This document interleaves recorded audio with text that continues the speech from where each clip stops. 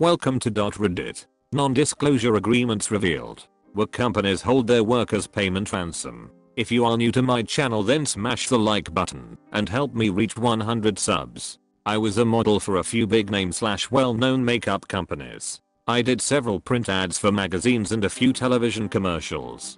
The makeup artists use the product advertised, but minimally. Like that mascara they're touting. It's over really good fake eyelashes, and they also used another brand of mascara along with the one they're trying to sell you. Also, the clothes in the ads you see are pinned to high heaven on the model. They fit nothing like they look. It's not you. It's not your body. It's fake advertising.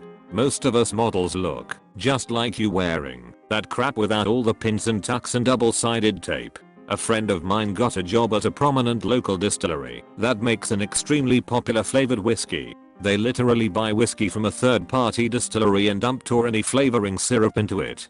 A friend of mine works for a company that does QC stuff in distilleries. Turns out almost every single fantasy you have of handcrafted spirits made with love in small batches is bogus. Rail tanker cars full of raw grain alcohol get distilled to raise the purity and blended with high fructose corn syrup and flavoring extracts. The stuff is blended in totes, 1 cubic meter plastic containers, with a hand drill and a paint stirrer. Viola. High engine. Sold for $90/26 ounces. You paid for the marketing, not quality product. Edit. Yes, there are some exceptions, but this method of production of spirits is common for most lower priced or generic variety spirits. It's also indistinguishable from doing it the hard way in most cases, so plenty of high-end brands do it too. One of my friend's brothers was on the MTV showroom Raiders. Everything in the show is staged. All of the items that they would find were planted. At the end of the show, the prize was not a date with the girl that he picked, he just got her phone number. Apple 100% replaced the iPhone for 4 users because of a shitty antenna. We were instructed to dodge, deflect, and deny this was the issue. Cell phone providers were shit. The phone was a fluke. It didn't matter. Don't admit fault. But if they were there for reception, vs water damage, buttons or battery life, you had to make sure you were swapping them with the newer batch iPhone for swaps, rather than the typical batch swaps. It was a recall without being a recall, but only if you had reception issues. I signed an agreement at my last job that I'd never sue them over anything ever. In exchange, I was allowed to get yearly raises. After I left that job, I joined a class action suing them for making me sign that and holding raises hostage. Made quite a bit from that. So in addition to all those yearly raises, you got an additional bonus? Yup. It was pretty awesome. I got a letter in the mail that said our records indicate you worked at XXXX during these times. Did you sign the arbitration agreement? I signed the letter, mailed it back in the postage paid envelope, and made close to $10K a few months later.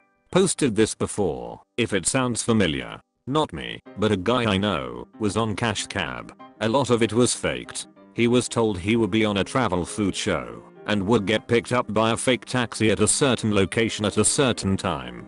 There were camera crews all over outside the taxi, and there's no way on earth you might mistake it for a real cab. I always assumed that the contestants knew they were going to be on Cash Cab and their surprised reactions were all faked. If this is true, it's actually a pleasant surprise. I was recruited to be on a new reality competition show. I didn't know it was Cash Cab until I was already in the cab and the lights came on. I worked for a native casino. The golf courses lost a ton of money for us, as did the advertising for the courses. Food we generally broke even on because of all the comps. If a crime was committed by a dealer, they would watch the dealer for 3 months to see if there were accomplices. They used facial recognition and would pair match you, so if the same person sat with the same dealer over and over, they would know.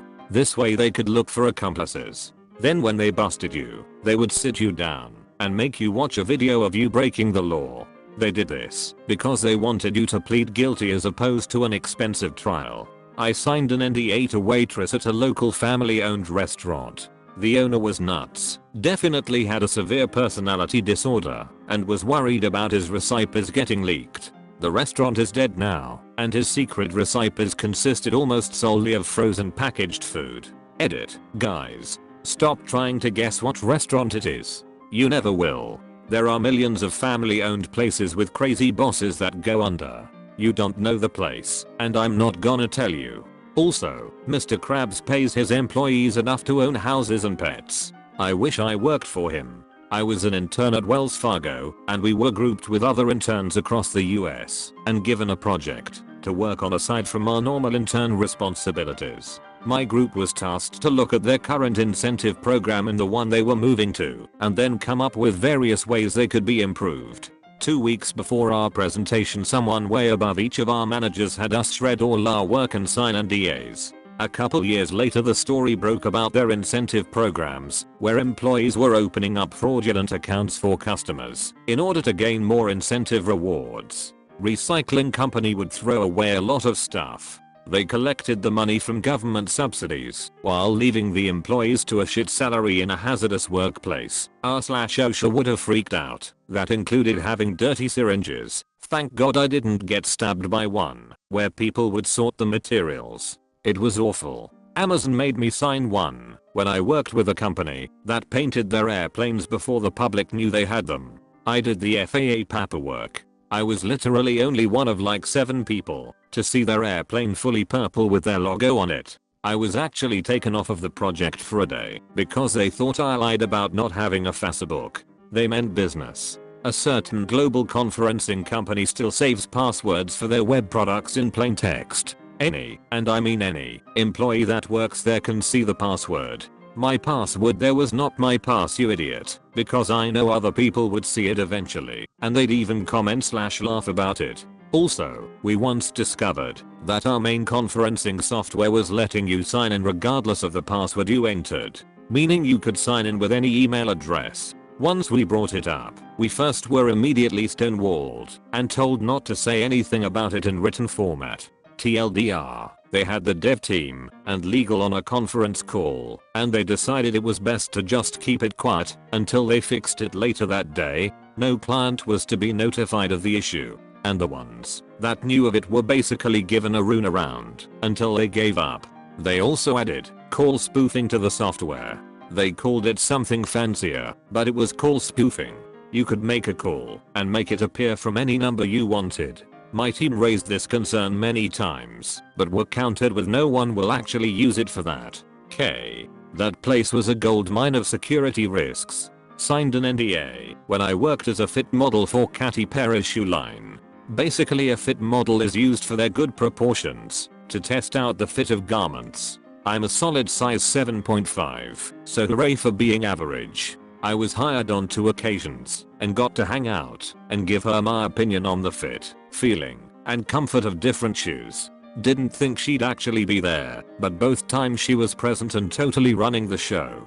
Super nice woman in person, and remembered me when we met again. Also, she apologized for making me wait so long, which I thought was nice. It was a late night meeting as she'd just wrapped shooting a music video. Her dog is really cute too, and I got to save it when it got stuck behind a wall panel. Kraft Macaroni and Cheese are coming out with a more modern and upscale version to expand their market from lower income folks to higher income folks. It is almost entirely the same product as the 69-cent blue box, but will have a lighter, less orangey color. They will be sold as shells and not macaroni. The box will be shaped differently, and it will go for $2.50 or more. Stated to be released by 1995. Sony got hacked over that North Korea movie because of a 5-year-old account they didn't delete or monitor from an ex-employee. My company forgot to remove my credentials to their investors website when I left. Only like 5 people in the company had access to the site because it had people names, addresses, SSNs, credit scores, etc.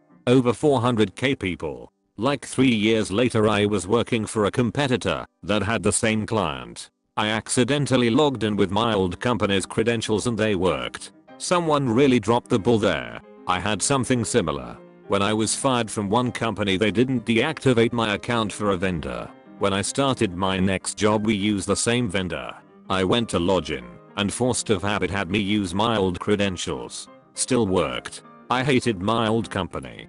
Being wrongfully terminated will do that. But I was the bigger person and sent my old boss an email to say, hey, here's this problem. Never even got a thank you. Just nothing. It takes such little effort to be a good person. My boss got drunk at a conference and tried to get in my hotel bed. She forced me to share a room with her and declared our room pants free after 9 p.m. She got drunk at a baseball game and tried to switch shirts with me in front of coworkers and clients. And when I quit because of it, she left me a message saying you're just a 22-year-old little bitch, and it wasn't sexual harassment because I'm a woman. Like she forgot that lesbians existed and that she was one, not like a closeted one, a full-on had a wife lesbian. I was fine just leaving the company, but the phone call pissed me off. I was 22, but apparently not as much of a little bitch. They settled within 2 months for a full year's salary and lawyer fees. Eater, sorry if it wasn't clear. I'm a woman, which is why somehow my boss thought her actions didn't count.